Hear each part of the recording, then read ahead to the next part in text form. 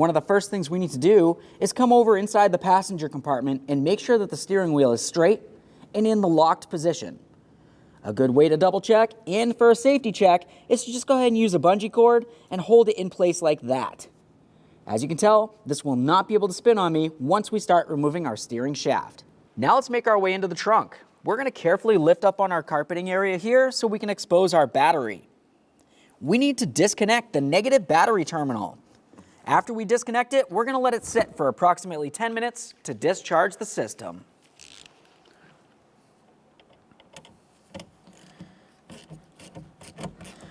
We'll just loosen this enough. All right, now let's set that aside so it's making no contact with the negative battery post. The next thing you would want to do, if you have a hubcap over this area, you're going to find that you have 4 plastic lug nuts that you'd use a 19mm to loosen, and then you can remove the hubcap. After that, continue on by removing all of your 19mm lug nuts and then the wheel.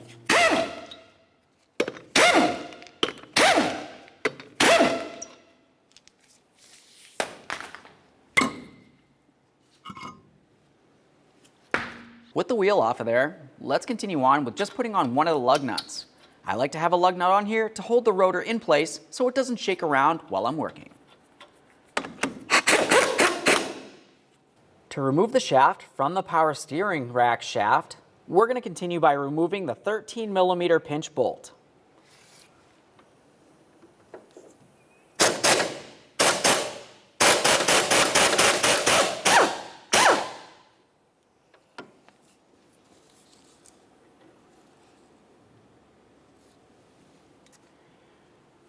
Make sure you give that bolt a quick inspection. You want to make sure it's still safe and reusable. Obviously, I'm going to clean up the threads before I put it in, but you want to make sure it's reusable. Otherwise, go ahead and replace it.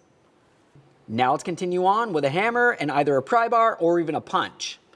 I'm going to try to come from underneath the car, in between the subframe and the power steering rack. I'll come straight on up, and now I'm going to rest this up against the steering shaft. At this point, I'm going to continue trying to drive this up.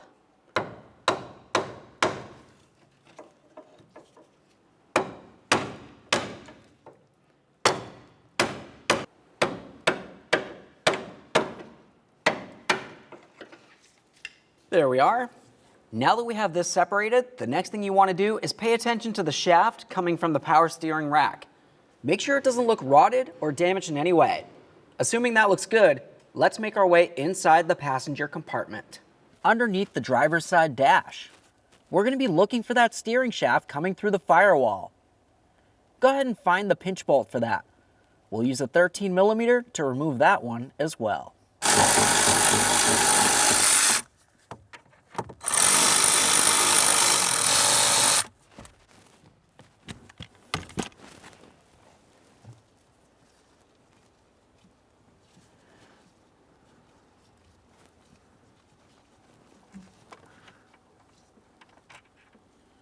There's that pinch bolt.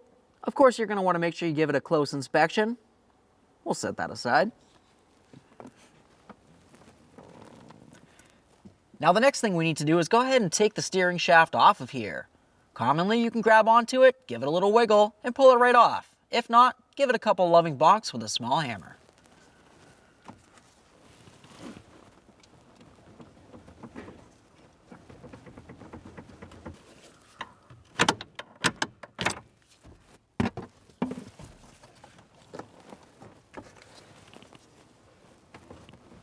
Now, as I start pulling on this, I'm trying to condense the shaft down into the other portion.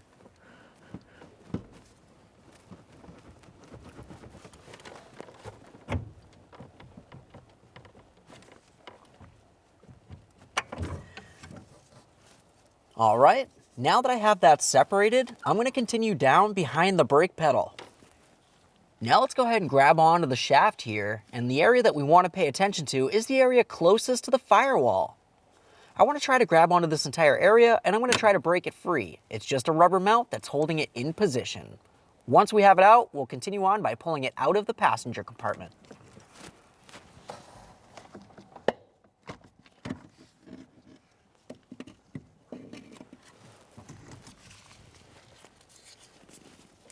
There it is, friends. Okay friends, it's time to get ready to install our brand new steering shaft. You're going to notice at both ends, it comes with a brand new pinch bolt. Go ahead and remove the pair.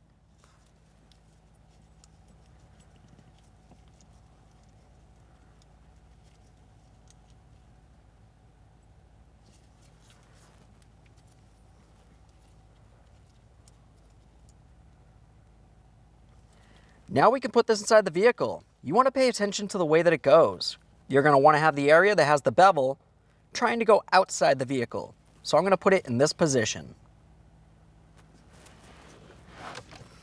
All right, now we can go ahead and install that power steering shaft. Let's put it down and through the firewall. Now that we have the steering shaft through there, let's continue with a little bit of lubricant. I'm going to come right along the firewall where the boot needs to sit. This is just going to help it go into place a little easier overall. You don't necessarily need to use the lubricant.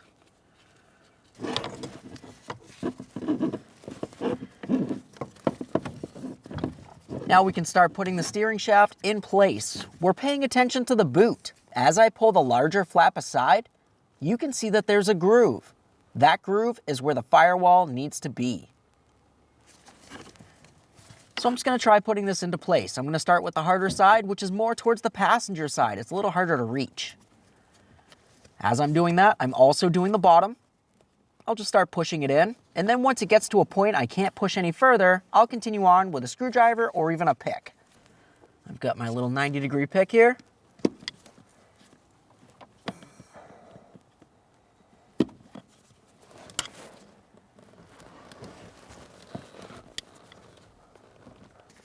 Obviously, you want to be very careful not to pinch your fingers in any way.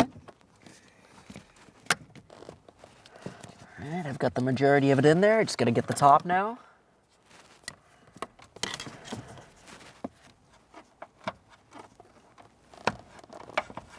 So now that we have it all the way around, we can continue on inside the driver's side wheel well. Let's reach in here and we'll carefully slide the steering shaft down onto the power steering rack.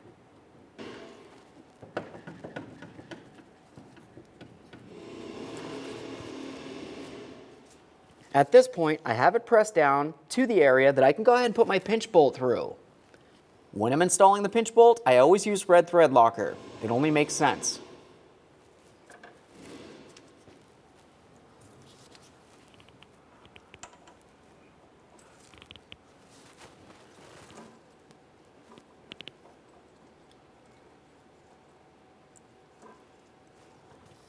Now we can bottom this out.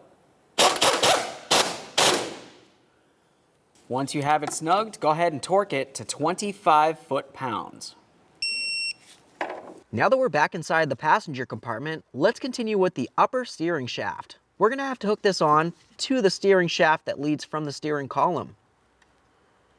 Looking at this, you can see the area that the pinch bolt has to go through. So if you slide the steering shaft on too far, it's going to be into the point where you won't be able to put the bolt in. Let's go ahead and get this in position.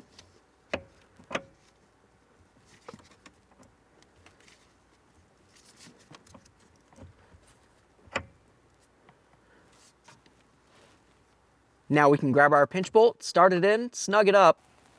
Now we can continue on by putting in our brand new pinch bolt. Obviously use some red thread locker just like you did before. I'm just going to slide this so it lines up perfectly.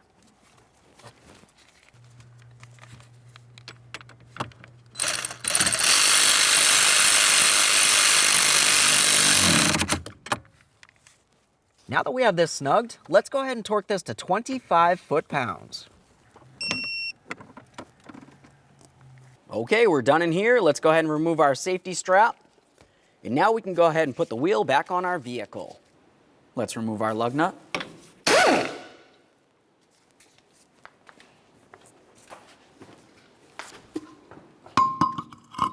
Now we can get ready to reinstall our wheel. We're gonna put on all 4 of our lug nuts, we'll bottom them out, get the wheel safely back down on the ground, and then we can torque each of the lug nuts to 100 foot-pounds.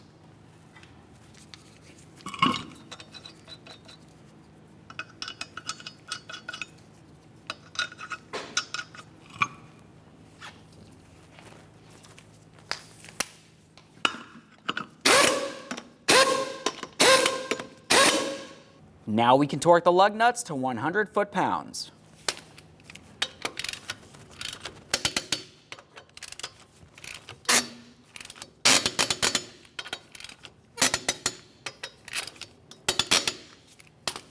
Torqued. If you have a plastic center cover, go ahead and put that on now. You want to make sure that the valve stem hole lines up with the valve stem, and then of course tighten up the covers to the lug nuts. Let's make our way back in the trunk to reconnect our negative battery terminal.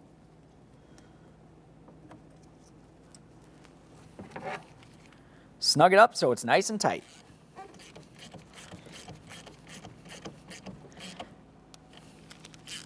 Give it a wiggle to double check, and then go ahead and cover it up with your carpeting.